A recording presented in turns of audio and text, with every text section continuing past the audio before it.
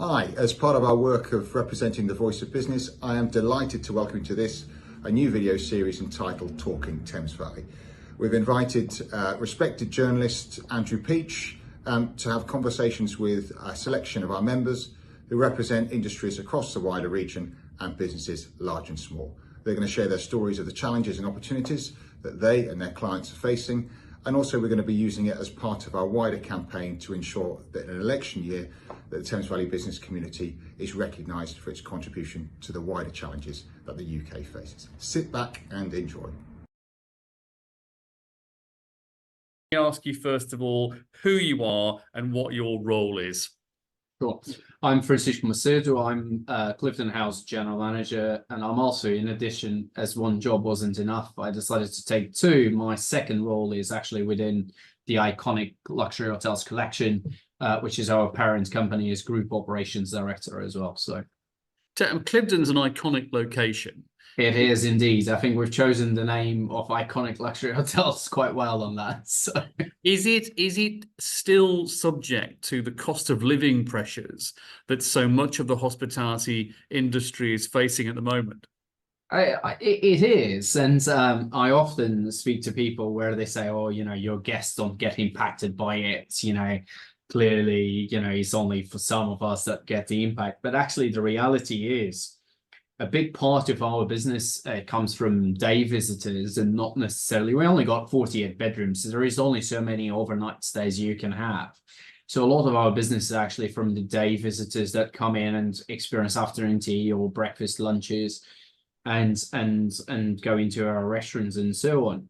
And as soon as you shift the dial a little bit up and you increase the price point a bit further, you can see the impact that generates. But also, when you consider that we are within a National Trust estate, and then you need to add a fee of a day visit fee into your cost of food and beverage, suddenly your 30-40 pounds lunch per person has now gone into 60-65 pounds, because it's very easy to push that. And then when you start looking at that, I mean, you can dine in some Michelin star restaurants for that price, or you can have lunch in Michelin star restaurants in London for that price, because they're trying to attract more and more visitors. So it's definitely impacted, and we've seen that throughout the later part of last year, when the interest rates have gone through the roof, and everyone was kind of counting everything, mortgages going up and all of that.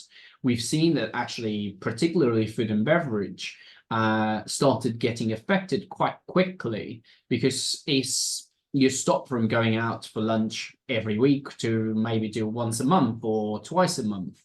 And you start being a bit more conscious. Maybe you don't have a bottle of wine, maybe you have a couple of glasses of wine. And I was going to say, does that mean people don't come, or people spend less when they do come? It's a bit of both. The numbers are definitely down. I mean, we've looked at if we looked at Cliveden, specifically to Cliveden, but across our iconic collection, the trend is the same. So I can even say that it's actually across the UK, it's not just the Thames Valley area. But across our collection, numbers are down. In food and beverage last year, we're down by circa 15% year on year. And when I say year on year, we're actually not comparing to 2022, which was a bit of a mad year, when we've had a really successful year. I'm actually going back as far back as 2019, which is kind of what we consider to be the stable state of our business, because pre-pandemic benchmark. A lot of people use 2019, don't they? Yeah, it's what we would consider our stable business back then, because 2022, 2021, 2022, for us, we're really busy and popular years, and we've done very well commercially. But so using 2019 actually brings a bit more parity into it. So, and the politicians would have us believe now that things are starting to improve. Do you see that? I'm not quite sure. I'm not sure where they're seeing, because I don't think that's quite the case. I think actually will probably become a bit worse before it becomes better. I'm forever an optimistic, yet I've started these years saying, actually, I think we'll be okay. And we've gone through, well, what it is Q1 of 2024. And we're now thinking, hang on a minute, actually, this doesn't going to be as easy to ride as we thought it would be. And dare I say it, we don't use the barometer of just Cliveden, because we've got the beauty of having businesses across the country. So actually, the impact is much wider. And everyone is very cautious about their costs and how much the outgoings are at the moment, because they don't know. Also, people have lost all their savings through COVID. Then mortgages went through the roof, interest rates went through the roof, and the food costs went through the roof. You know, with inflation going up as much as 40% in certain food items. So actually, people are now thinking, I've got no savings at all. I also need to try and put some money back at the side, because I don't know if I get hit by another pandemic that shuts us down, or, you know, interest rates continue to increase, although they seem to have stabilized. Thank God for that. These people won't have anywhere to refer to. Then so it'll be quite a while before falling inflation, falling interest rates builds enough confidence for people to think, you know what, let's go out for lunch. We need that cycle back for people to start going, you know what, we're on the trend of everything is becoming better, so actually we can start being a bit more confident. And I think it will take some time until we do that. And then we've got general elections, obviously, later part of the year, which also, to some extent, causes certain challenges and certain thoughts in people's minds in terms of what's going to happen and how much that may impact them. So definitely, we're in for a tough 2024. There is no doubt about that. Something I know you're passionate about is bringing people into the sector, is working with the Chamber to give people the skills they need to work in hospitality. Tell me more about that.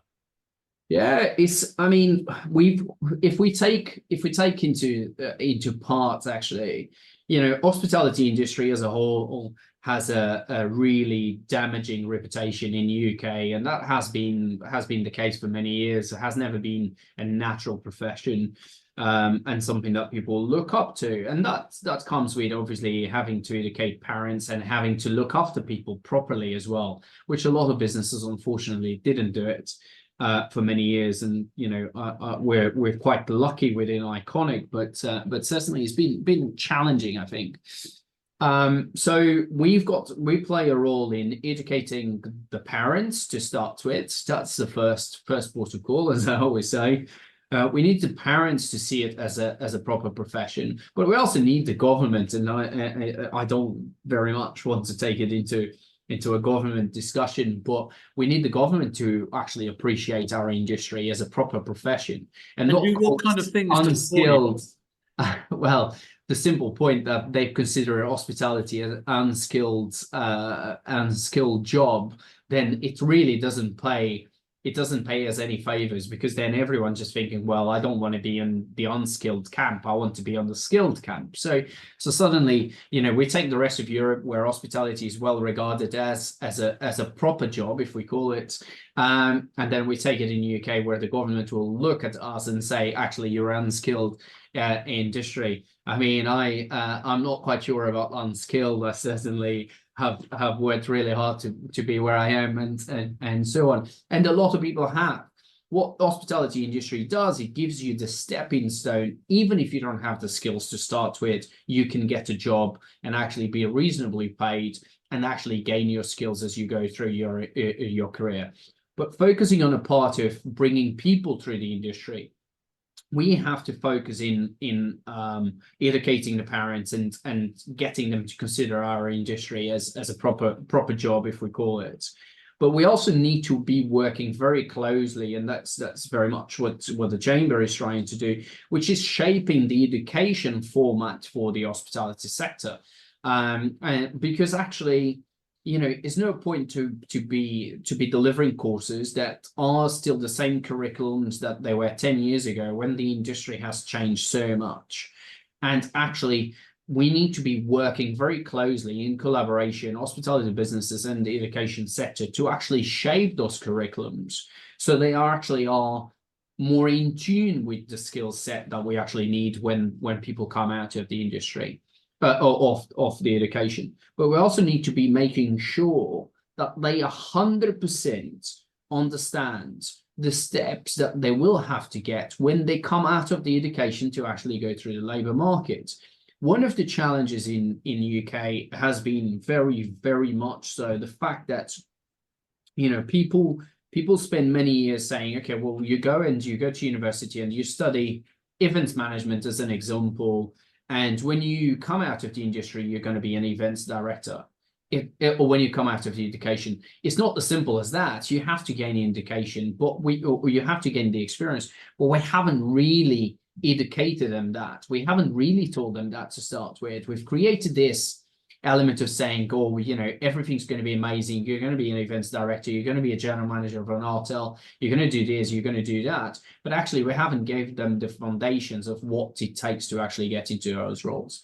So we need to be educating. We need to be working with all the colleges, all the universities, everyone really, to shape a curriculum that is appropriate to the industry. But also, we need to be we need to start even at the first school, 6 years old, 7-year-old kids. If we can plant the seeds of how amazing their career can be in our industry, then they will be willing to come and experience it. We've done a lot of opening days in our business, and we work with a lot of local schools and colleges where we bring students, actually in some cases not even from hospitality. We bring them into our businesses and we show that actually their skills are transferable to hospitality. And we've worked with technical colleges where they're studying maintenance, facilities management, and so on. And we brought them into the hotel and showed them around and explained, and had them spending days with our maintenance teams and facilities team. And actually, when you put that into perspective, you know, buildings like Cliveden, if there is a challenge on a purpose-built building, when you then take it into a building like Cliveden, then you suddenly learn a lot throughout. So we've got a lot of work to do there, without any doubts. So, Francesco, really fascinating. Thank you very much. You're welcome.